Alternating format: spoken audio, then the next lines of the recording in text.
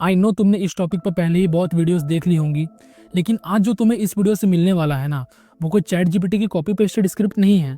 ये वो चीज़ें हैं जो मैंने अपने पर्सनल एक्सपीरियंस से दर दर की ठोकरें खा के, डिप्रेशन में जाके और रात रात भर रो के सीखी है।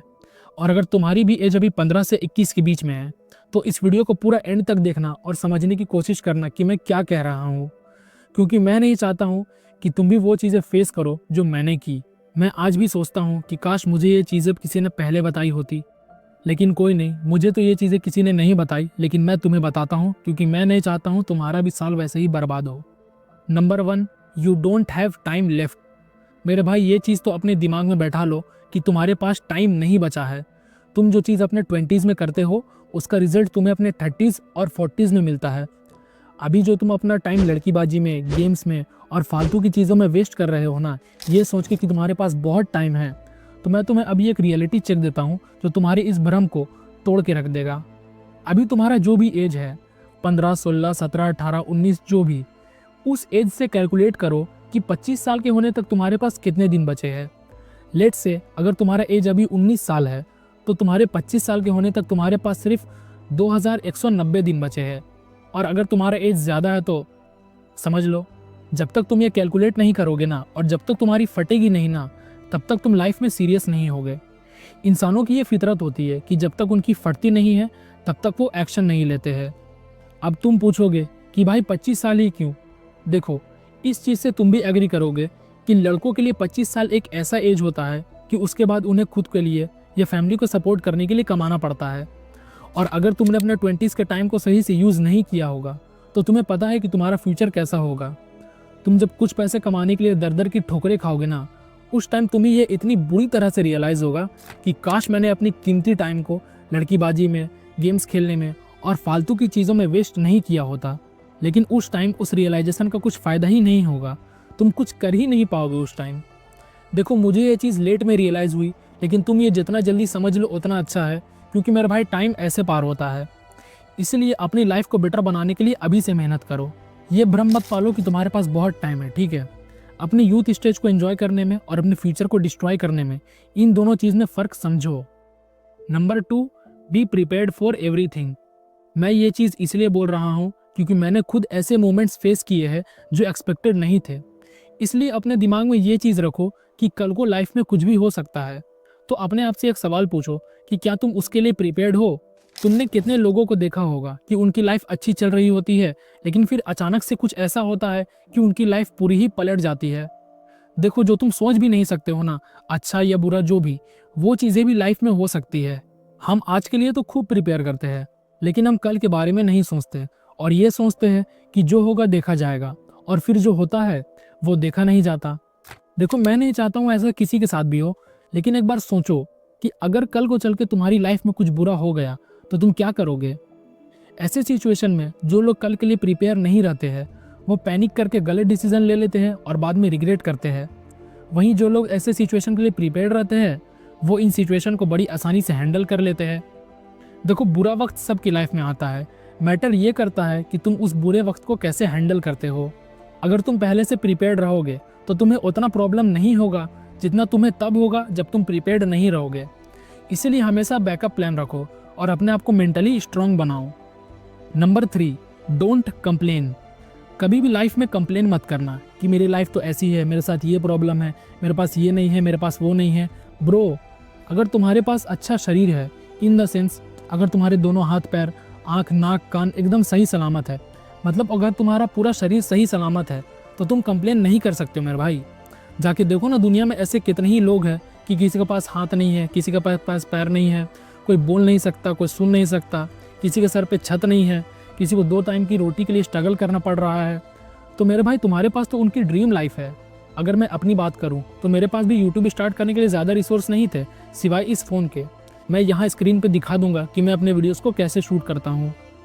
देखो मेरे भाई, कुल मिला के बात यही है कि जिसको करना होता है ना, उसके पास जो रिसोर्सेस होते हैं उसी से कर लेता है, और जिसको नहीं करना होता है वो बस बहाने ढूंढता है। मैं चाहता तो मैं भी बहाने बना सकता था कि मेरे पास ट्राइपॉड नहीं है, मेरे पास रिंग लाइट नहीं है, मेरे पास अच्छा बैकग्राउंड नहीं है, लेकिन मैंने बहाने नहीं बनाए, मैंने काम किया।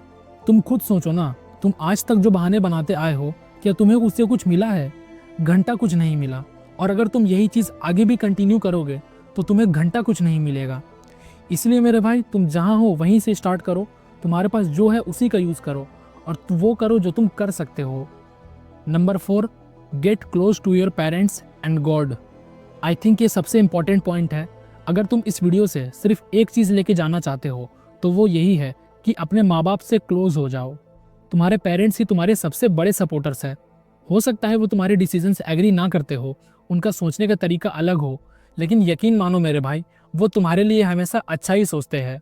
कोई भी माँ बाप ये नहीं चाहता कि उनके बच्चे के साथ बुरा हो, लेकिन हम क्या करते हैं, हम उनसे क्लोज होने की बजाय उनसे दूर होते जा रहे हैं। स्पेशली जो यंग जनरेशन है, जो 16 से 21 एज ग्रुप के बीच में है, मैं पर्टिकुलरली उनकी ही बात कर रहा हूँ।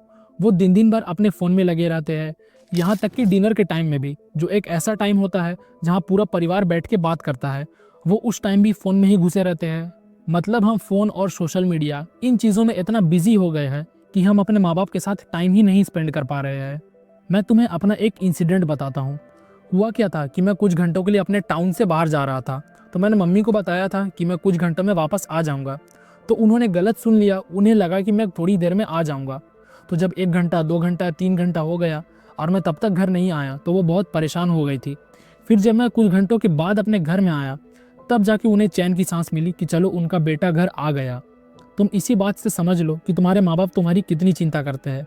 तुम्हारे माँ बाप के बाद ऐसा कोई नहीं होगा जो तुम्हारी उतनी चिंता करे जितना तुम्हारे माँ बाप करते थे।